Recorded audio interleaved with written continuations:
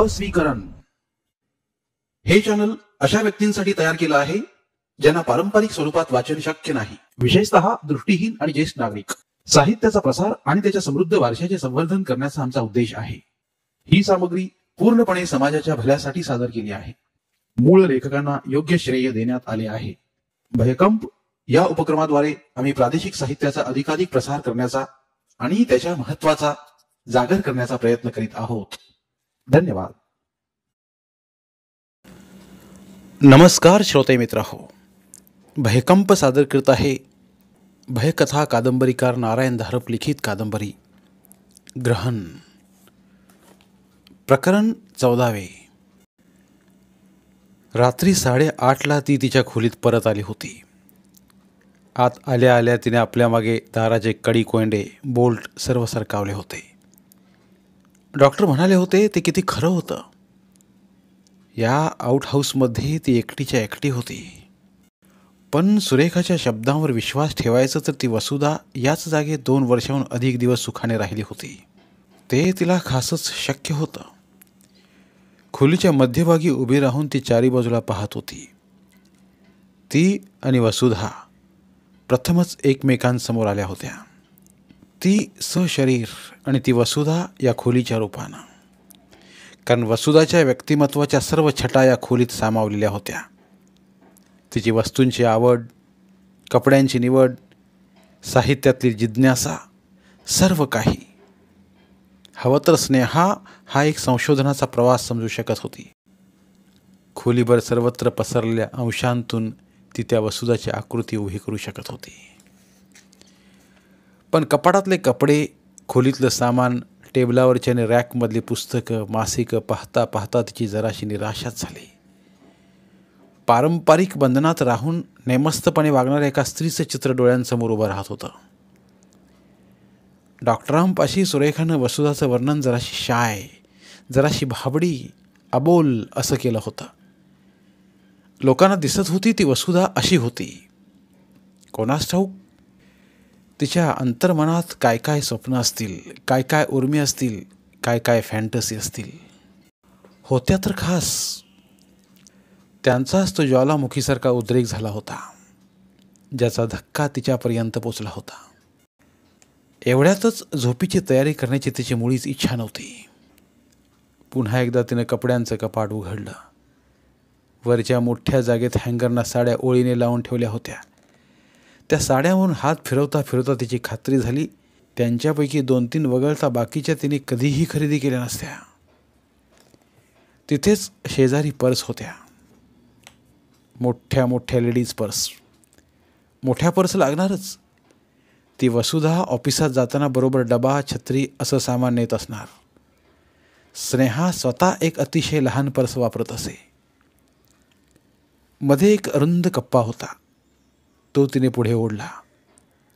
आता काही अंगठ्या, काही इयररिंग, एक नेकलेस, 2 घड्याळं, 2 कंगनाचे जोड अशी साधी ज्वेलरी होती.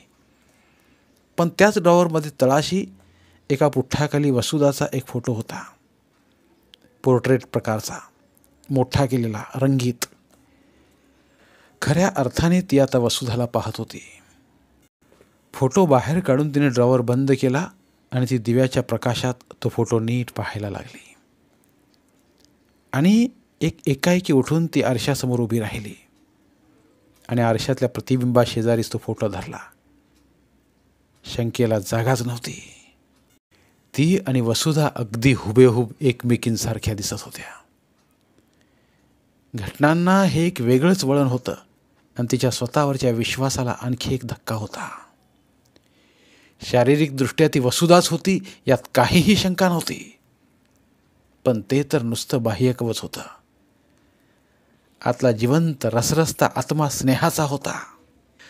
या विलक्षण द्वैताची कोंडी फुटायची कशी?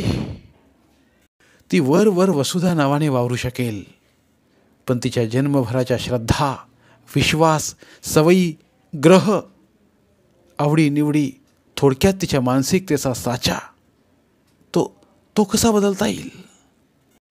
जग तिला वसुधा म्हणूनच ओळखणार होतं. तिच्यापुढे एकच पर्याय होता. त्या वसुधाचंच आयुष्य तिला यापुढे जगलं पाहिजे. ती स्नेहा, तो आवी, ती बेबी, तो मुन्ना, तो वाडा, सर्व काही मनाच्या तळाशी खोल खोल खोल दडपून टाकलं पाहिजे. तिच्या मदतीसाठी उभे असलेले हे डॉक्टर, सारंग, सुरेखा, ते किशोर, शरद, आपला अट्टहास सोडून तिनं त्यांचं काम सोपं केलं पाहिजे. प्रवाहाविरुद्ध जाण्याची धडपड सोडून प्रवाहाबरोबरच गेलं पाहिजे. फोटो परत ड्रॉवरमध्ये ठेवून ती जेव्हा झोपायच्या तयारीला लागली तेव्हा तिला एक कठीण पण आवश्यक निर्णय घेतल्याचं समाधान जाणवत होतं. शेखरने स्नेहाच्या बँकेच्या ब्रँच एजंटना सकाळीच 10 वाजता फोन केला होता आणि 12ची भेटीची वेळ ठरवली होती. वसुधा गोखले संबंधात भेट आहे म्हणताच ते चटदिशी राजी झाले होते. केबिनमध्ये ते त्यांची वाटच पाहत होते. खुर्चीत बसता बसता शेखर म्हणाला, मी तुमचा जास्त वेळ अजिबात घेणार नाही. मिस वसुधा गोखले आपल्याच ब्रँचमध्ये कामाला होत्या नाही का? हो हो होत्या ना, पण मला तर असं समजलं की. मी आपल्याला सर्व काही सांगणारच आहे. मागच्या शनिवारी संध्याकाळी त्यांना काहीतरी अपघात झाला आहे. पुष्कळ वेळा अशा अपघातात त्या व्यक्तीच्या स्मृतीवर परिणाम होतो. अपघात कसा, कोठे झाला हेही ती व्यक्ती सांगू शकत नाही. वसुधा गोखलेची अवस्था तशीच झालेली आहे. गोष्ट विश्वास ठेवण्यास कठीण आहे, पण सत्य आहे. त्यांची त्या अपघातापूर्वीची सर्व स्मृती नष्ट झाली आहे. ते आपलं नाव, पत्ता, मित्रमैत्रिणी, आपलं काम, नातेवाईक सर्व काही पार विसरून गेले आहेत. त्यांना काही म्हणजे काही आठवत नाही. जरा नीट सांगता का डॉक्टर? सांगतो. हे त्या विसरून गेले आहेत की त्या या बँकेत काम करीत होत्या. आता जर इथे आणून त्यांना एखाद्या काउंटरमागे बसवलं तर त्यांना कशाचाही अर्थबोध होणार नाही. आत्ताच्या अवस्थेत त्या त्यांचं पूर्वीचं काम करण्यास पूर्ण असमर्थ आहेत. ठीक आहे, अपघात झाला आहे म्हणता तर मग आणखी एखादा आठवडा विश्रांती घेऊ देत. आपल्या लक्षात माझ्या शब्दांचा अर्थ आलेला नाही. त्यांना कोणतीही शारीरिक इजा झालेली नाही. शारीरिक विश्रांतीची त्यांना अजिबात आवश्यकता नाही. पण मला एक सांगा, ज्या व्यक्तीला बँकेतला व्यवहाराचं काडी इतकंही ज्ञान नाही अशी व्यक्ती केवळ एका आठवड्यात ते सर्व काम शिकू शकेल? छे, ते तर अशक्यच आहे. मग वसुधा गोखले या क्षणी अशाच संपूर्ण अनभिज्ञ माणसासारख्या आहेत. त्यांना बँकेतलं कोणतंही काम करणं संपूर्ण अशक्य आहे.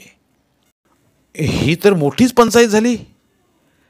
खरं तर याची चर्चा करण्यासाठीच मी आपली भेट घेतली आहे आज. मला 2 मार्ग दिसतात. हल्ली बँकेत कर्मचाऱ्यांची भरती व्हायची असेल तर त्यासाठी बँकिंग क्लासेस आहेत, ज्यांच्यातून बँकेतल्या प्राथमिक व्यवहाराचं शिक्षण दिलं जातं. वसुधाला जर पगारी, निमपगारी, बिनपगारी अशी रजा मिळाली तर ती अशाच एखाद्या क्लासमध्ये नाव घालून बँकिंग व्यवसायाचं शिक्षण घेऊ शकेल. हे जर जमलं नाही तर मग तिच्यातर्फे माझी आपल्याला अशी विनंती आहे की तिच्या अपवादात्मक परिस्थितीचा विचार करून स्वेच्छेच्या निवृत्तीचे नियम जरा शिथिल करून तिला सेवामुक्त करण्यात यावं आणि तिचा PF, ग्रॅच्युइटी इत्यादी जी काय रक्कम होईल ती त्याला देण्यात यावी. नियमांची चौकट असली तरी आपल्यालाही काही डिस्क्रिशनरी पॉवर्स असतीलच. निदान आपण वरिष्ठांकडे आपली शिफारस तरी करू शकाल. खरं तर याचसाठी मी आपली भेट घेतली. माझं म्हणणं ऐकून घेतल्याबद्दल आभार. डॉक्टर कुलकर्णी नाही का?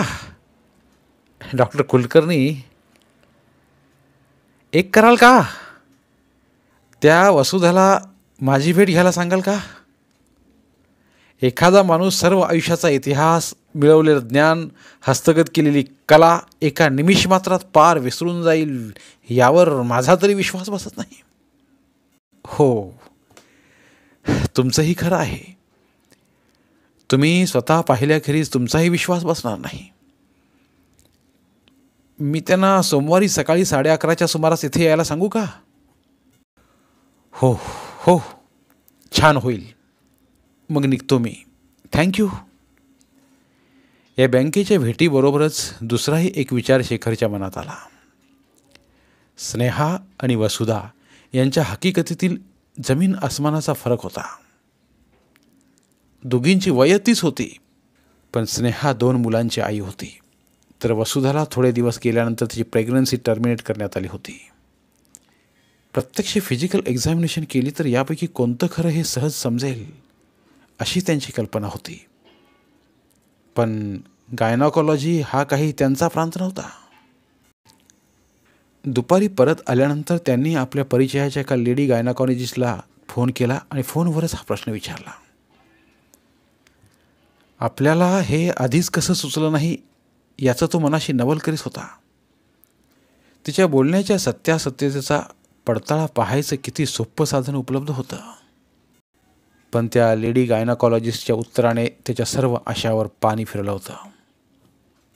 त्यांच्या सांगण्याचा मथितार्थ हा होता की साधारण महिन्याभरानंतर या दोन्हीपैकी कशाचाही ट्रेस मागे राहत नाही. म्हणजे जी कसोटी त्याला हमखास वाटत होती ती अस्तित्वातच नव्हती. स्नेहाच्या सांगण्याचा तिच्या शब्दांशिवाय अन्य कोणताही पुरावा नव्हता. त्यांच्या खरेपणासाठीही नाही किंवा तिचे शब्द खोटे ठरवण्यासाठीही नाही. थोडक्यात प्रकरण जैसे थेवरच थांबलं होतं.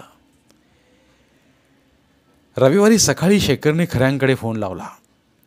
फोनवर सुरेखा आली. डॉक्टर कुलकर्णी बोलत आहेत ऐकताच ती वसुधाला फोनवर आणायला निघाली. तिला घाईने थांबून शेखर म्हणाला, वसुधाला एवढाच निरोप द्या, 9:30-10च्या सुमारास मी तिकडे येत आहे. तसं महत्त्वाचं काही नाही. सांगते. थँक्स.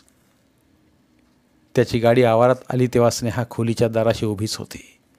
तिला तिथेच थांबण्याची खूण करून शेखर आधी सुरेखाच्या घरात गेला. रविवारची सकाळ सगळे आरामात होते. शेखरला पाहताच त्यांची खूप गडबड झाली. शेखर म्हणाला, मी फक्त एवढंच सांगायला आलो आहे की वसुधाशी काही वेळ बोलण्यासाठी मी तिच्या खोलीत जात आहे. तसे एक प्रकारे तुम्ही तिच्या गार्डियनसारखेच आहात, म्हणून परस्पर तिकडे न जाता आधी तुम्हाला कल्पना दिली. डॉक्टर, तुमचं बोलणं झालं की वसुधाला घेऊन इकडेच या. येईन, आनंदाने येईन. स्नेहा तशीच खोलीच्या दाराशी उभी होती. चला ना आत, शेखर म्हणाला. त्यांना न सांगता परस्पर येणं जरा गैर वाटलं. आता त्यांना कल्पना आहे. दोघं 2 खुर्च्यांवर बसले. स्नेहा, तुझ्या त्या बँकेत काल गेलो होतो. अपघातामुळे तुला मागचं काहीही आठवत नाही असं सांगितलं आहे मी. तूही तेच सांगायचं आहेस. त्यांच्या पुढे मी 2 पर्याय ठेवले आहेत. नियमात बसेल तेवढी सर्व पगारी, अर्धपगारी, बिनपगारी रजा त्यांनी तुला द्यावी आणि त्या अवधीत एखादा खाजगी क्लास सुरू करून तू बँकिंग विषयातलं आवश्यक ते ज्ञान प्राप्त करून घ्यावंस. किंवा अपवादात्मक केस म्हणून त्यांनी तुला मुदतपूर्व निवृत्ती द्यावी आणि PF, ग्रॅच्युइटी इत्यादींसारखे जे काही निधी तुला कायदेशीररित्या मिळायला हवेत ते द्यावेत. मग त्यांनी विचार करायचं आश्वासन दिलं आहे. पण त्यांचा या गोष्टीवर विश्वास बसत नाही की तुला मागचं काहीही आठवत नाही. तुला एकवार भेटायची त्यांची इच्छा आहे. अगं बाई, त्यात भिण्यासारखं काय आहे? त्यांच्यापैकी कोणालाही तू ओळखत नाहीस ही तर सत्यस्थितीच आहे. तू वसुधा गोखलेच आहेस याबाबतीत कोणीही काहीही शंका घेणार नाही. तेव्हा धीटपणाने तिथं जायचं.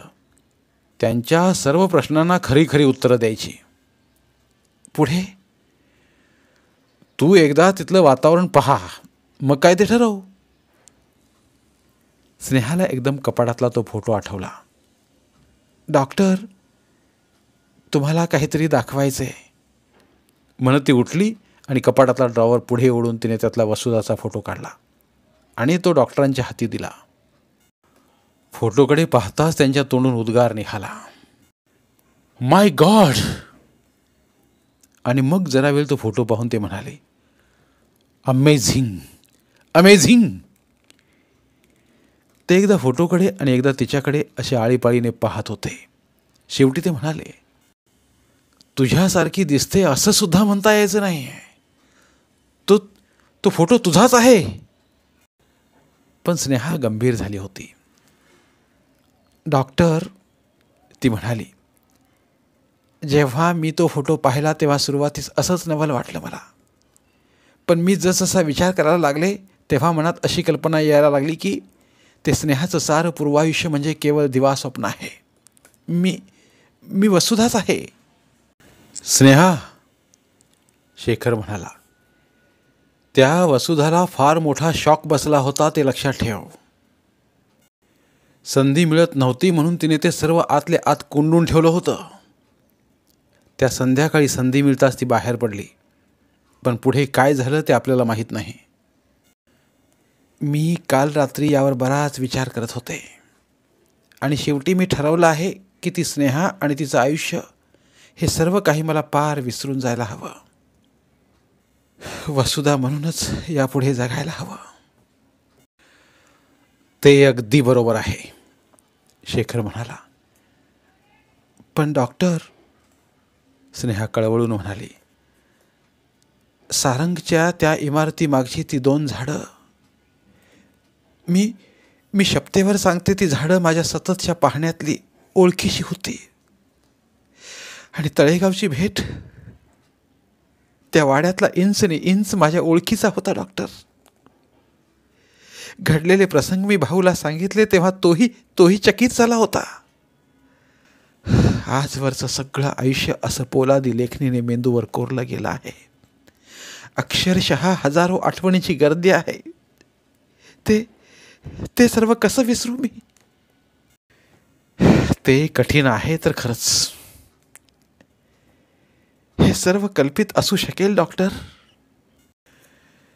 खरं सांगू का स्नेहा, सर्वच प्रश्नांची समाधानकारक उत्तरं देताच येत नाहीत. सारंगच्या इमारतीच्या गच्चीवरून तुला खाली तुझा वाडा दिसला. खाली आल्यावर मागच्या मोकळ्या जागेत 2 झाडं दिसली. ती तुला अगदी ओळखीची वाटली. एवढ्या 2च गोष्टी असत्या तर त्यांना एक संभाव्य पण तर्कशुद्ध स्पष्टीकरण देता आलं असतं. आधी हे लक्षात घे, मी तुला भ्रमिष्ठ ठरवण्याचा प्रयत्न करीत नाही आहे. तेव्हा असं पहा, माणसाची कल्पनाशक्ती विलक्षण तीव्र आहे आणि मनासमोर कोणता देखावा येईल हे त्या माणसाला स्वतःलाही सांगता येणार नाही. कारण या कल्पना विश्वाचा, मनातल्या बाह्य जगाचा, प्रतिमेचा सूत्रधार पडद्याआड किंवा कुठेतरी असतोच. मनातल्या त्या प्रतिमेवर, त्या सायमलक्रमवर विसंबून माणूस बाह्य जगात वावरत असतो. तुला कधी हा अनुभव आला आहे का हे माहीत नाही मला, पण तो अनेकांना आला आहे. तो अनुभव माणसाला अगदी स्तिमित करून टाकतो. एखादा प्रसंग घडत असताना मनात अशी अगदी शार्प जाणीव असते की हे पूर्वी घडलेलं आहे. यानंतर काय होणार किंवा समोरची व्यक्ती यानंतर काय बोलणार हे आपल्याला माहीत आहे. देया व्ह्यू असं त्याला नाव देण्यात आलं आहे. त्याला एक स्पष्टीकरण हे असू शकेल की मेंदूत काळाच्या नोंदणीत जराशी गफलत झालेली असते. प्रत्यक्षात अर्थात ती त्या प्रसंगाची पुनरावृत्ती कधीही नसते. आत्ताच्या प्रकरणाशी याचा संबंध असा आहे, कोणत्या का कारणाने असेना तुझ्या मनाची अशी खात्री झालेली होती की सारंगच्या इमारतीच्या जागी तुझा जुना वाडा होता. ते खरं का खोटं याला महत्त्व नाही. महत्त्व याला आहे की तुझा तसा अगदी ठाम विश्वास होता. गच्चीवरून पाहताना तुझ्या मनाने तुझ्या डोळ्यांसमोर तो देखावा उभा केला. गच्चीवरून अर्थात तुला खाली ती 2 झाडं दिसलीच असली पाहिजेत. त्यांनाही तुझ्या मनाने तुझ्या त्या वाड्याच्या चित्रात गुंपलं होतं. पण ती झाडं तू प्रत्यक्षात पाहिली आहेस हे तुला माहीत नव्हतं. आणि खाली आल्यावर प्रत्यक्ष ती झाडं पाहून तुला ती एकदम ओळखीची वाटायला लागली. झाडं तर खरी आहेत, पण त्यांना तुझ्या मनाने तुझ्या स्मृतिचित्रात सफाईने सामावून घेतलं आहे.